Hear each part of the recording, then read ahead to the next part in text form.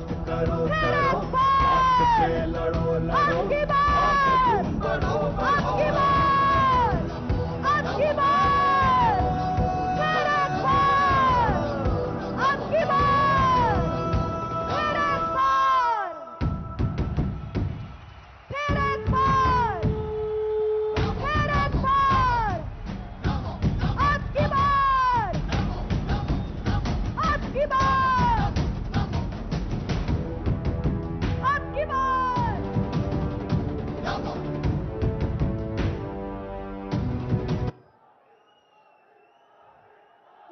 प्रधानमंत्री श्री नरेंद्र मोदी जी हमारे बीच में है। जोरदार तालियों से उनका स्वागत कीजिए। और मैं इसी के साथ उत्तर प्रदेश के ऊर्जावान, कर्मठ, जनप्रिय और विकास पुरुष के रूप में जाने वाले माननीय मुख्यमंत्री जी को आग्रह करती हूं, मंच पर विराजमान करोड़ों करोड़ भारतीयों की उम्मीद की किरण माननीय प्रधानमंत्री श्री नरेंद्र मोदी जी को हमारे जिले के ओडीओपी कालीन का मोमेंटो देखकर उनका हार्दिक अभिनंदन और स्वागत करें।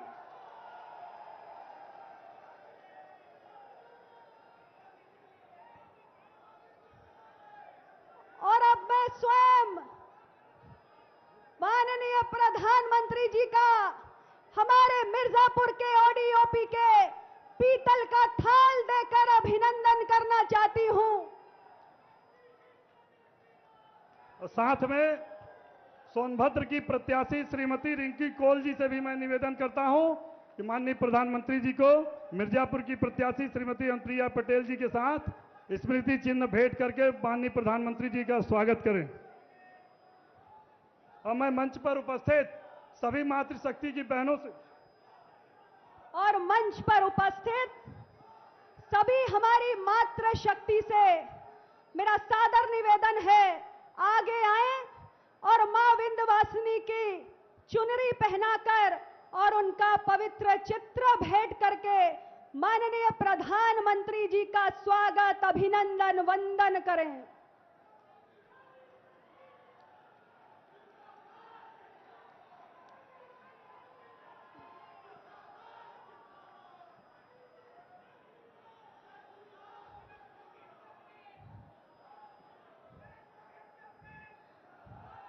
अब मैं बिना समय गंवाए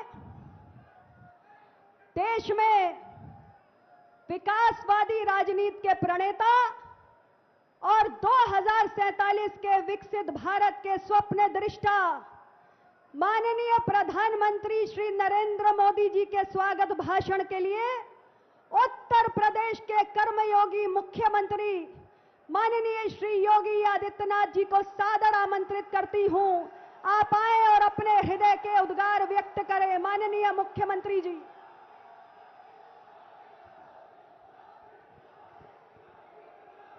भारत माता की, भारत माता की, भारत माता की, वंदे वंदे वंदे।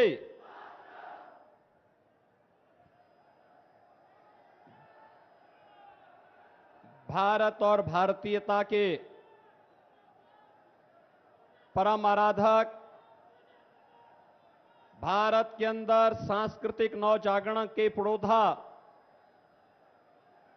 एक भारत श्रेष्ठ भारत के शिल्पी,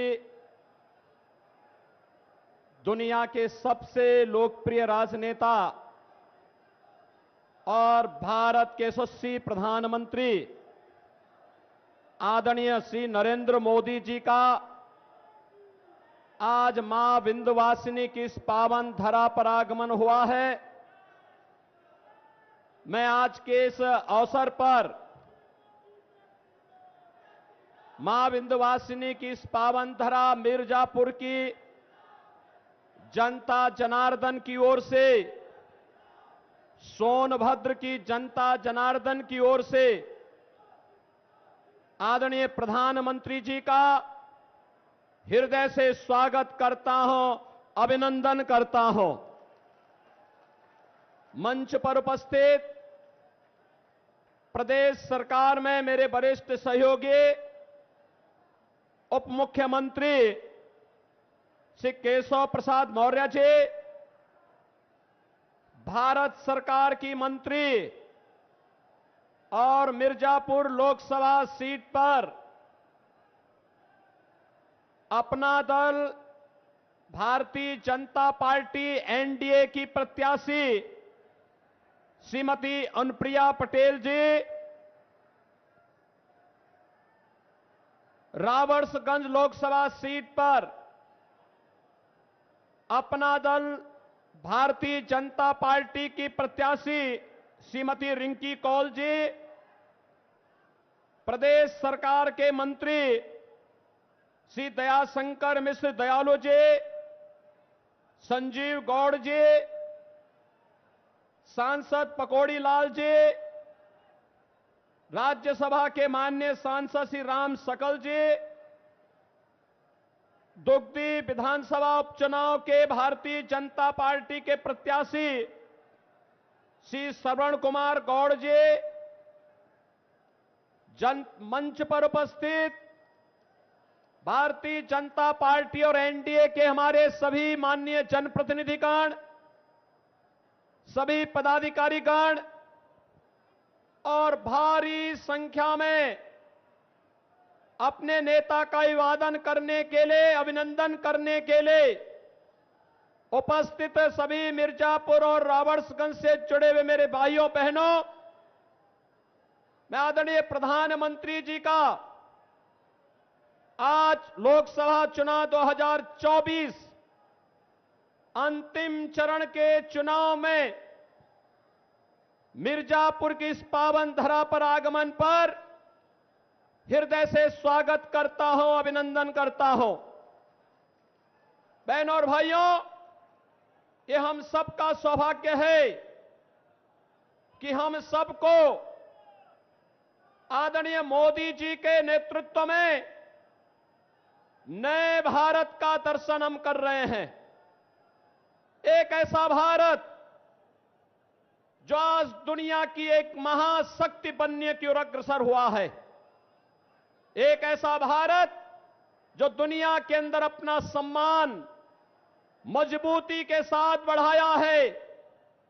10 वर्ष में जिस भारत ने अपनी सीमाओं को सुरक्षित किया है, 10 वर्ष के अंदर जिस भारत ने विकास के नए नए प्रतिमान स्थापित करने का काम किया है, 10 वर्ष के अंदर गरीब कल्याणकारी योजनाओं के माध्यम से चेहरा देख करके नहीं, जाति मत और मजहब देख करके नहीं, बल्कि सबका साथ और सबके विकास के मंत्र के माध्यम से 140 करोड़ जनता को परिवार मान करके भारत के विकास में उनका योगदान हो सके और भारत अपने नागरिकों के जीवन में खुशहाली ला सके, इस विश्वास के साथ कार्य किया है। बहनों और भाइयों, आज इस नए भारत में विरासत है तो विकास भी है, सुरक्षा है तो सम्मान भी है, गरीब कल्याण है तो समाज के अंतिम पायदान पर बैठे हुए व्यक्ति को अंत्योदय से राष्ट्रोदय की इस यात्रा के साथ उसको भी सहभागी बना करके इस कार्यक्रम को आगे बढ़ाने का कार्य आदरणीय मोदी जी के नेतृत्व में भारत बखूबी आगे बढ़ा रहा है। बहनों और भाइयों, देश और दुनिया के भारत आज दुनिया के अंदर सम्मान प्राप्त किया है और उत्तर प्रदेश ने आदरणीय प्रधानमंत्री जी के मार्गदर्शन और नेतृत्व में जो यात्रा प्रारंभ की है, हमारा ये मिर्जापुर जनपद, सोनभद्र जनपद उसका उदाहरण है। आपने देखा होगा काशी में काशी विश्वनाथ धाम है, आज नए रूप में पूरी दुनिया को अपनी ओर आकर्षित कर रहा है। तो अयोध्या में मर्यादा पुरुषोत्तम प्रभु श्री राम की पावन जन्मभूमि अयोध्या 500 वर्षों का इंतजार समाप्त करते हुए भगवान श्री राम लला को विराजमान करने का काम भी अयोध्या धाम में आदरणीय मोदी जी के नेतृत्व में संभव हो पाया है। और यह विंध्यवासिनी का धाम, जहां पे पहले नवरात्रि के दौरान लोग सशंकित रहते थे, पता नहीं कब क्या हो जाए। बहनों और भाइयों, आज विंध्यवासिनी धाम में भी मां विंध्यवासिनी का कॉरिडोर अंतिम, यानी वो कार्य पूरा होने के अंतिम छोर में है और अब लाखों श्रद्धालु मां विंध्यवासिनी का दर्शन कर सकता है। रोपवे की सुविधा त्रिकोण में उपलब्ध हो रही है। कोई श्रवण कुमार को अपने बुजुर्ग मां बाप को कंधे में कावड़ में ले जाकर के दर्शन करने की नौबत नहीं आएगी, बल्कि रोपवे मोदी जी के नेतृत्व में, उनके मार्गदर्शन में अब इस सुविधा को और आसान कर देगा। बहनों और भाइयों, विकास की यात्रा, कोई सोचता था इस जनपद में और सोनभद्र जनपद में ही मेडिकल कॉलेज बनेगा, कोई सोचता था इस कमिश्नरी में विश्वविद्यालय बनेगा, कोई सोचता था यहां के गरीबों के मकान बन पाएंगे। आज लगभग अकेले मिर्जापुर जनपद में 1 लाख से अधिक गरीबों को मोदी जी ने सिर ढकने के लिए एक प्रधानमंत्री आवास उपलब्ध कराया है। और कोल जाति के लोगों को तो जनपद मिर्जापुर और सोनभद्र में 100% सिचुएशन के लक्ष्य को हर जनजाति समुदाय के लोगों को, चाहे वह गौड़ जाति का हो, चेरो हो, थारू हो, मुसहर हो, इन सबको 100% आवास से आच्छादित करने का कार्य आज प्रधानमंत्री मोदी जी के नेतृत्व में हुआ है। बहनों और भाइयों, ये मई का महीना है। याद करिए 2014 के पहले एक बूंद पानी के लिए यहां की आम जनता तरसती थी। आजादी के 70 वर्षों तक ये चलता रहा, लेकिन हम आभारी हैं मोदी जी के, जिन्होंने हर घर नल की योजना से आज मिर्जापुर और सोनभद्र को भी सिचुएट करने का काम किया है। और बहनों और भाइयों, इसीलिए हम कहने के लिए आए हैं, चुनाव के 6 चरण पूरे हो चुके हैं। 7वें चरण में आपको 1 जून को मतदान करना है। बहनों और भाइयों, मैं आपसे ये अपील करने के लिए आया हूं, देश की जो आवाज है, उत्तर, दक्षिण, पूरब, पश्चिम, कहीं भी हम जाते हैं, कश्मीर से लेके कन्याकुमारी तक, कामरूप से लेके कच्छ तक, एक ही आवाज है, एक ही स्वर है, एक ही नारा है, और वह है कि फिर एक बार और अब की बार 400 पार।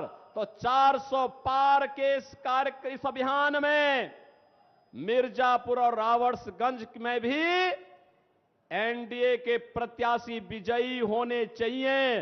इस बात का आश्वासन मोदी जी को आज यहां की जनता जनार्दन की ओर से चाहिए। और बहनों और भाइयों, मैं तो आपसे यही कहने के लिए आया हूं, ये कांग्रेस और समाजवादी पार्टी के लोगों ने आजादी के बाद सर्वाधिक समय तक देश में भी और प्रदेश में शासन किया। जिन लोगों ने आपको एक बूंद पानी के लिए तरसाया था, जिन लोगों की नीतियों के कारण यह क्षेत्र नक्सलवाद की चपेट में आया था, जिन लोगों ने आपको विकास से वंचित किया था, जिन लोगों ने यहां के संसाधनों पर माइनिंग माफिया को यहां पर कब्जा करने की खुली छूट दी थी, जिन लोगों ने मेडिकल कॉलेज के लिए मिर्जापुर को और सोनभद्र को तरसाया था, जिन लोगों ने आपको विश्वविद्यालय के लिए तरसाया था, यह सही समय है। और मोदी जी जो कहते हैं कि यही समय है, सही समय है, उनको अपने वोट के लिए तरसाइए, उनको इस बात के लिए तरसाइए कि तुमने हमारी पीढ़ियों को खराब किया है, अब तुम्हें भारत की राजनीति से विदा करने के लिए मोदी जी के नेतृत्व में एनडीए कार्य करेगा, एक एक जनता जनार्दन कार्य करेगी। और इसी विश्वास के साथ हम आए हैं कि मिर्जापुर लोकसभा सीट पर केंद्रीय मंत्री श्रीमती अनुप्रिया पटेल जी को अपना दल इसने प्रत्याशी बनाया है और मोदी जी अपना आशीर्वाद और समर्थन के साथ ही आप सबसे आह्वान करने के लिए आए हैं कि आपका आशीर्वाद तीसरी बार अनुप्रिया जी को प्राप्त हो। रावणगंज लोकसभा सीट पर श्रीमती रिंकी कौल को अपना दल ने प्रत्याशी बनाया है। प्रधानमंत्री जी अपना आशीर्वाद देने और आपसे प्रत्याशी के लिए आशीर्वाद मांगने के लिए आज यहां पर आए हैं। और आप सबसे हमारी अपील है कि यहां का जो चुनाव चिन्ह है कप प्लेट है, कप प्लेट पर जो भी वोट इन दोनों सीट पर मिर्जापुर और रावणगंज पर पड़ेगा, यह सीधे मोदी जी के पास जाएगा, मोदी जी की ताकत को दिल्ली में बढ़ाएगा।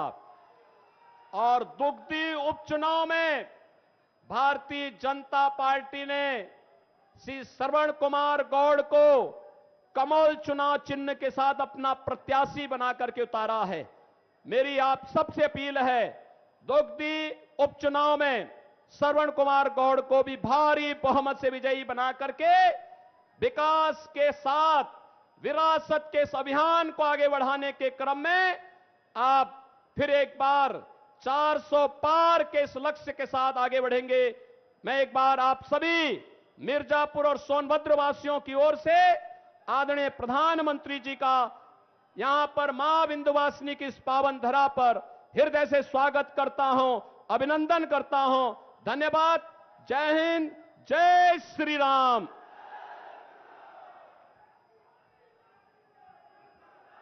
आपका बहुत बहुत धन्यवाद परम श्रद्धेय मुख्यमंत्री जी। और अब विश्व के सर्वाधिक लोकप्रिय राजनेता, पूरी दुनिया में जिन्हें अपना राष्ट्रीय सर्वोच्च राष्ट्रीय नागरिक सम्मान देने की होड़ लगी है, ऐसे विकासवादी राजनीति के प्रणेता, विकसित भारत के स्वप्न दृष्टा, भारत को एक ग्लोबल प्लेयर की नई पहचान दिलाने वाले, मन की बात से करोड़ों भारतीयों के दिलों पर राज करने वाले, भारत के कल्याण के प्रत्येक संकल्प को अपने अश्रांत परिश्रम से सिद्धि में तब्दील करने वाले, हम सब के प्रेरणा पुरुष, करोड़ों करोड़ भारतीयों की उम्मीद की किरण, माननीय प्रधानमंत्री श्री नरेंद्र मोदी जी को मैं सादर आमंत्रित करती हूं इस तपती झुलसती गर्मी में अपने विचारों की वर्षा से हम सभी को सराबोर करें। माननीय प्रधानमंत्री जी। मोदी मोदी मोदी मोदी मोदी मोदी मोदी। भारत माता की, भारत माता की, माता विंध्यवासिनी की, माता विंध्यवासिनी की। आप लोगन का हाल चाल बा? आप लोग मजे में है ना? आप लोगन के हम हाथ जोड़ के प्रणाम करत है।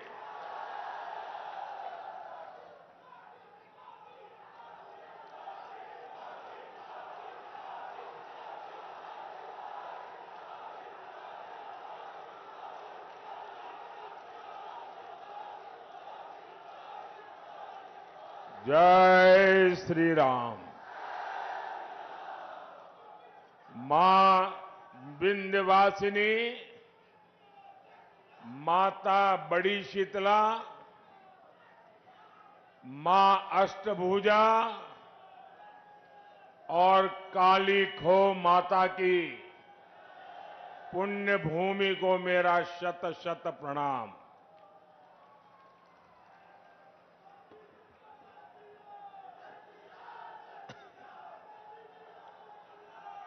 ज्येष्ठ का ये महीना हमारी परंपरा में विशेष होता है और इसका हर मंगलवार बहुत खास होता है। कोई बड़ा मंगल कहता है, कोई बुढ़वा मंगल कहता है।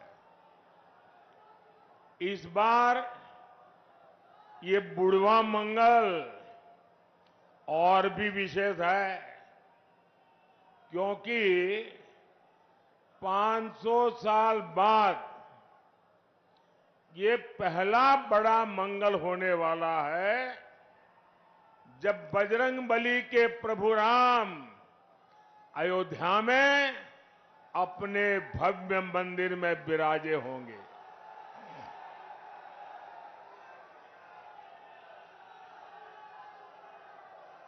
और ये इतनी बड़ी खुशी है, इतनी बड़ी खुशी है कि शायद हम सबसे ज्यादा बजरंगबली खुश होते होंगे।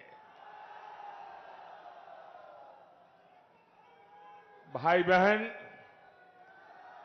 जरा मेरे एक सवाल का जवाब देंगे आप? मेरे एक सवाल का जवाब देंगे आप लोग? आपकी आवाज नहीं आ रही है। मेरे एक सवाल का जवाब देंगे? 500 साल बाद अयोध्या में भव्य राम मंदिर, बजरंगबली की खुशी, ये मंगल अवसर किसके कारण आया? किसके कारण आया? किसके कारण आया? किसके कारण आया? ये पुण्य काम किसने किया? ये पुण्य काम किसने किया? आपका जवाब गलत है। आपको भी पता नहीं है कि इतना बड़ा पुण्य काम आपके एक वोट ने किया है। ये आपके वोट की ताकत है कि आज राम मंदिर भी बना है और जैसा योगी जी ने कहा, यहां मां विंध्यवासिनी का भव्य नव्य कॉरिडोर भी बन रहा है। और संयोग देखिए,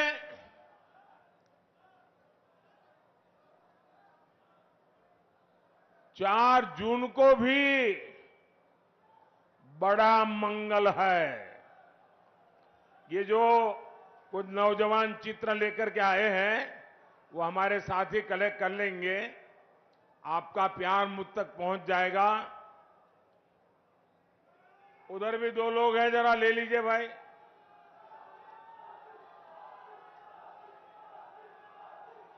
आप सबको संतोष हो गया? धन्यवाद जी। साथियों, 4 जून को बड़ा मंगल के दिन फिर एक बार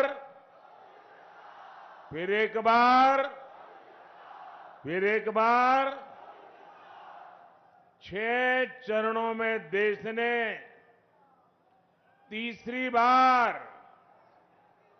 बीजेपी एनडीए की बहुत मजबूत सरकार बनाना पक्का कर दिया है।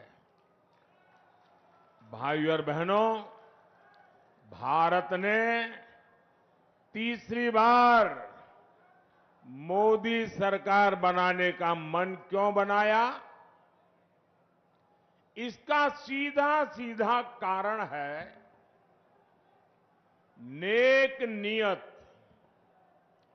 नेक नीतियां और नेशन फर्स्ट, मेरा देश सबसे ऊपर, राष्ट्र निष्ठा।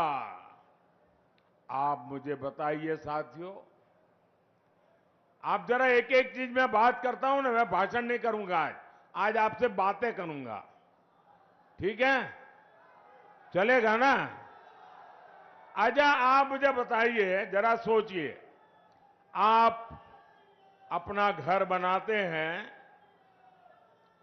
और घर बनाने के लिए किसी मिस्त्री को लगा देते हैं। ये नारे वगैरह बताइए, लेकिन बीच बीच में जब जगह हो ना तब बुलाइए, ठीक है? और फिर 1 जून को भी करना पड़ेगा, 4 जून को तो बहुत ज्यादा करना पड़ेगा, तो थक जाओगे। अच्छा, हम अपना घर बनाते हैं, हम अपना घर बनाते हैं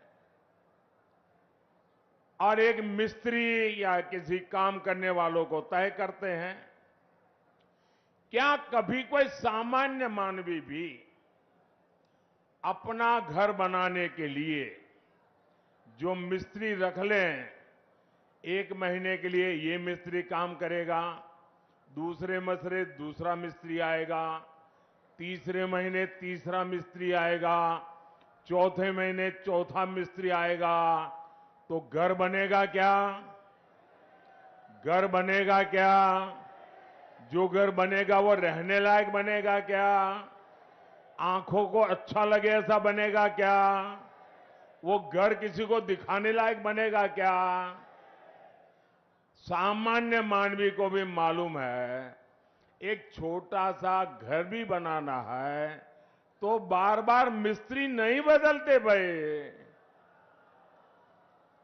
अब ये सपा कांग्रेस इंडी गठबंधन ये कह रहा है कि 5 साल में 5 प्रधानमंत्री। अब बताइए भाई, ये 5 साल में 5 प्रधानमंत्री कोई रखता है क्या? अरे कोई मिस्त्री नहीं रखता तो ये प्रधानमंत्री क्या? अब ये क्योंकि उनको बांट के खाना है, वो कहते हैं 5 साल में 5 प्रधानमंत्री है। अब बताइए, जहां प्रधानमंत्री अपनी कुर्सी बचाने में ही लगा रहेगा तो वो क्या देश को मजबूत बना सकता है क्या? इसलिए देश ने तय किया कि मजबूत देश के लिए प्रधानमंत्री भी मजबूत होना चाहिए। होना चाहिए कि नहीं होना चाहिए? तभी एनडीए को इतना भारी जनादेश मिल रहा है। समाजवादी पार्टी पर अपना वोट कोई बर्बाद नहीं करना चाहता। मुझे बताइए भैया, हम लोग, हमारे उत्तर प्रदेश के लोग राजनीति को समझने में बड़े माहिर हैं। यहां तो गांव का बच्चा भी राजनीति समझ जाता है। कोई समझदार कभी भी, अब मान लीजिए कोई कंपनी डूब रही है तो उस कंपनी का शेयर कोई खरीदेगा क्या? आप बताइए ना, खरीदेगा क्या? 10 रुपये का शेयर भी खरीदेगा क्या? जो डूबता है उसमें कोई पैसा डालेगा क्या? जो डूब रहे हैं उसको कोई वोट देगा क्या? देगा क्या? पता ही है कि इनका डूबना तय है तो कौन वोट डालने की गलती करेगा भाई? सामान्य मानवी वोट उसी को डालेगा जिसकी सरकार बनना तय है। आप बताइए, आप मिर्जापुर में चौराहे पर जाके खड़े रहिए, किसी भी 100 लोगों को पूछिए कि भाई बताओ भाई किसकी सरकार बनेगी। 90 लोग क्या बोलेंगे बताइए, क्या बोलेंगे? तो फिर वोट उसको ही देना चाहिए नहीं देना चाहिए? उसको ही देना चाहिए नहीं देना चाहिए? वोट बर्बाद करना चाहिए क्या? भाइयों और बहनों, इंडी गठबंधन वालों को देश अच्छी तरह जान गया है। ये लोग गौर सांप्रदायिक हैं, ये लोग गौर जातिवादी हैं, ये लोग गौर परिवारवादी है। जब भी इनकी सरकार बनती है तो इसके आधार पर ही फैसला लेते हैं। अभी देखिए यहां पर चुनाव हुए, हमारे यादव समाज में इतने होनहार लोग हैं, इतने होनहार लोग हैं, लेकिन उन्होंने अपने परिवार के लोगों को ही टिकट दिया, बाहर के एक भी को नहीं दिया।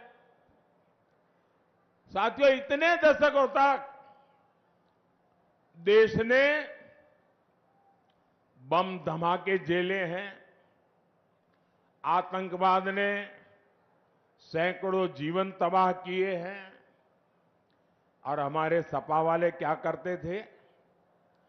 कानून व्यवस्था और समाजवादी पार्टी का 36 का आंकड़ा है। जो आतंकी पकड़े जाते थे उनको भी ये सपा वाले छोड़ देते थे। जो पुलिस अफसर इसमें आनाकानी करता था, सपा सरकार पुलिस वाले को सस्पेंड कर देती थी कि तुमने आतंकवादी को पकड़ा क्यों, घर जाओ। साथियों, मिर्जापुर को तो इन्होंने बदनाम करके रखा था। इन्होंने पूरे यूपी को, पूर्वांचल को माफिया का सुरक्षित ठिकाना बना दिया था। जीवन हो या जमीन, कब छीन जाए कोई नहीं जानता था।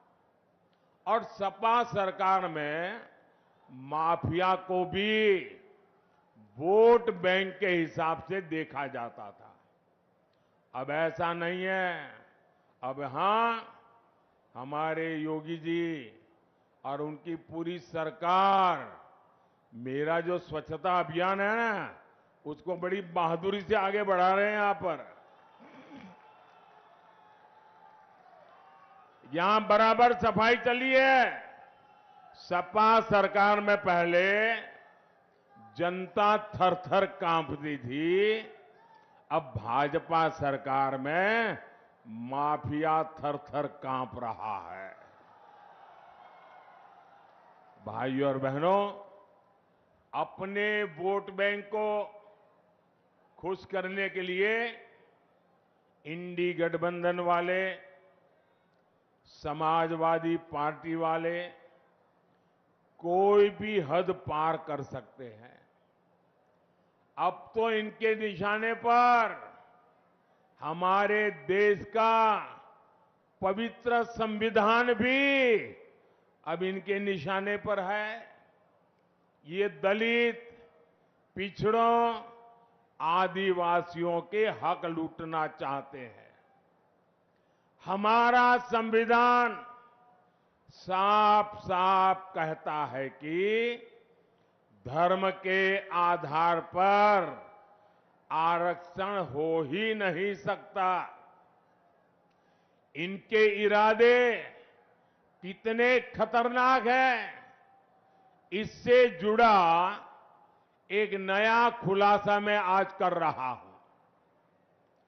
2012 में उत्तर प्रदेश विधानसभा चुनाव के समय जनवरी महीने में सपा ने अपना घोषणा पत्र जारी किया था। 2012 तब सपा ने अपने घोषणा पत्र में कहा था, जैसे दलितों को, पिछड़ों को आरक्षण मिला है, वैसे ही मुसलमानों को आरक्षण दिया जाएगा। ये सपा ने 2012 के घोषणा पत्र में कहा था। सपा ने डंके की चोट पर कहा था कि वो इसके लिए संविधान तक बदल देगी। इसके बाद आप नीचे रखो भैया, पीछे परेशान हो रहे हैं। पहला आप अपने बेटे को कंधे पे बिठाए रखा, लोग परेशान हुए। अब आप दूसरे का चित्र उठा के ले आए, फिर लोगों को परेशान कर रहे हैं। इसके बाद 2014 के लोकसभा चुनाव में सपा ने फिर अपना घोषणा पत्र जारी किया। इसमें फिर सपा ने मुसलमानों को आरक्षण देने का ऐलान किया। देखिए इनकी आदत। और इतना ही नहीं, सपा ने घोषणा की थी कि पुलिस और पीएससी में भी 15% आरक्षण मुसलमानों को दिया जाएगा। आप कल्पना कर सकते हैं ये लोग अपने वोट बैंक को खुश करने के लिए किस तरह एससी, एसटी, ओबीसी का हक छीनने पर तुले हुए थे। भाइयों बहनों, मैं भी आप में से कईयों की तरह अति पिछड़े समाज से निकल करके यहां पहुंचा हूं। मुझे उनकी पीड़ा मालूम है। पिछड़ों ने कैसी जिंदगी जी है वो मुझे मालूम है। उसको भी ये लूटना चाहते हैं। सरकार में आने के बाद इन्होंने अपनी मनमानी भी की, लेकिन मामला तब से सुप्रीम कोर्ट में फंसा हुआ है। बावजूद इसके ये पिछले दरवाजे से ओबीसी का हक, अति पिछड़ों का हक मुसलमान को देते रहे हैं। लेकिन बार बार कभी हाई कोर्ट, कभी सुप्रीम कोर्ट इसको रोक लगाती है, गंभीर सवाल पूछती है, मामले लटके रहते हैं। अब इसलिए इन्होंने क्या सोचा है कि अब इंडी वालों ने तय किया है कि मुसलमानों को आरक्षण देने के लिए एससी, एसटी, ओबीसी, अति पिछड़ों का आरक्षण छीनने के लिए अब वो आखिरी उपाय खोज लिया है। और वो आखिरी उपाय है उनका संविधान में बदल लाना, संविधान में लिख देना। वो कहते हैं कि संविधान में लिखेंगे मुसलमानों को आरक्षण दिया जाएगा। और इसलिए ये लोग संविधान बदलना चाहते हैं। ये कोर्ट कचहरी के झंझट को एक बार में ही खत्म करना चाहते हैं। मैं आपसे पूछना चाहता हूं मेरे भाई बहन, क्या आप ये होने देंगे? क्या आपका हक जाने देंगे? क्या वोट बैंक के आधार पर हक छीना जाएगा? क्या बाबा साहब आंबेडकर की पीठ पे छुरा भोंकने देंगे? क्या संविधान का अपमान होने देंगे? क्या संविधान की हत्या करने देंगे? साथियों, सपा कांग्रेस के लोग वोट बैंक को समर्पित है। वहीं मोदी गरीब, दलित, पिछड़ों के हितों के लिए समर्पित है। मोदी 5 साल तक मुफ्त अनाज दे रहा है। मोदी 5 लाख रुपए तक मुफ्त इलाज दे रहा है। अब तो मोदी की गारंटी है, जितने भी परिवार हैं, मोदी हर परिवार के बुजुर्ग को मुफ्त इलाज कराएगा। साथियों, पीएम किसान सम्मान निधि से मिर्जापुर के किसानों के खाते में करीब 1000 करोड़ रुपए पहुंचे हैं। मोदी ने 4 करोड़ पक्के घर बनाकर दे दिए। 3 करोड़ पक्के घर गरीबों को और मिलने वाले हैं। ये एक एक घर लाखों रुपए का है, जो माता बहन के नाम पर मिल रहा है। साथियों, आप बिजली से कमाई कर सके, मोदी इसके लिए भी रास्ता बना रहा है। पहला तो आपका बिजली बिल जीरो, आपका बिजली बिल जीरो।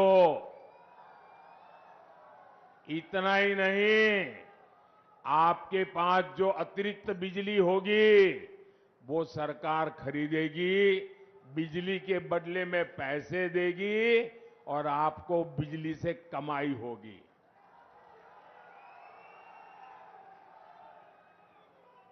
और इसलिए मोदी ने पीएम सूर्यघर मुफ्त बिजली की योजना शुरू की है।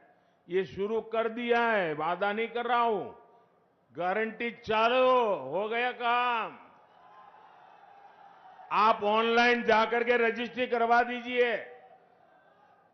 और ये काम करने के लिए हमारी सरकार आपके घर के छत पर सोलर पैनल लगाने के लिए हर घर को 75,000 रुपये तक देगी।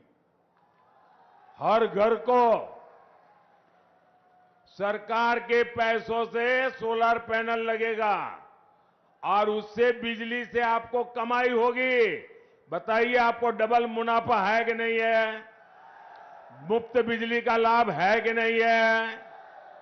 भाइयों और बहनों, ये क्षेत्र हमारे हस्तशिल्पियों का, कलाकारों का, विश्वकर्मा परिवारों का क्षेत्र है। यहां का पीतल उद्योग, कारपेट उद्योग, मिट्टी के बर्तनों का उद्योग हमारी ताकत रहा है।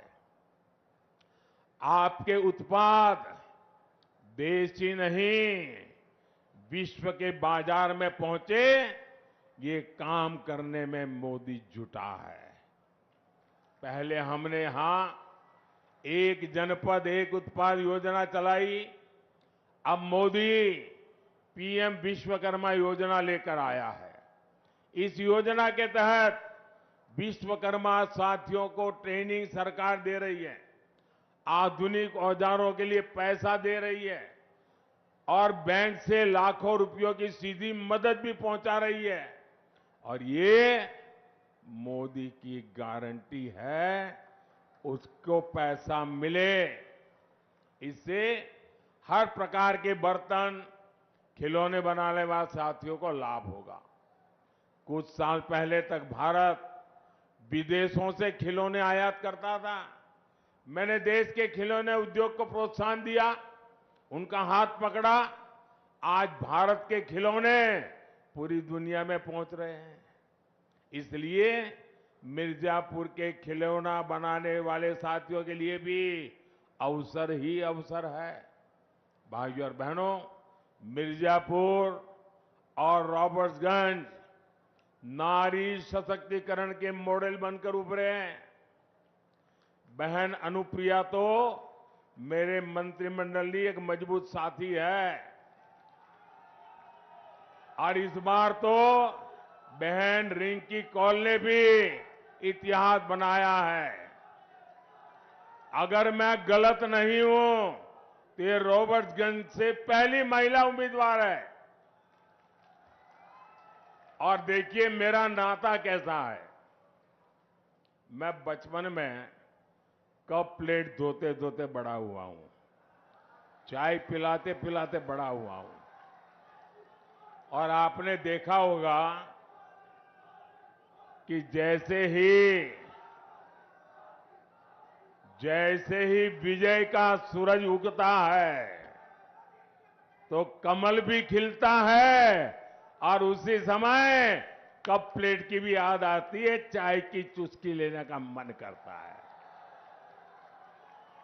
और मोदी और चाय का नाता भी इतना तगड़ा है, यानी मोदी है, कप प्लेट है, चाय की चुस्की है, कमल खिल रहा है। देखिए चारों तरफ जय जयकार है।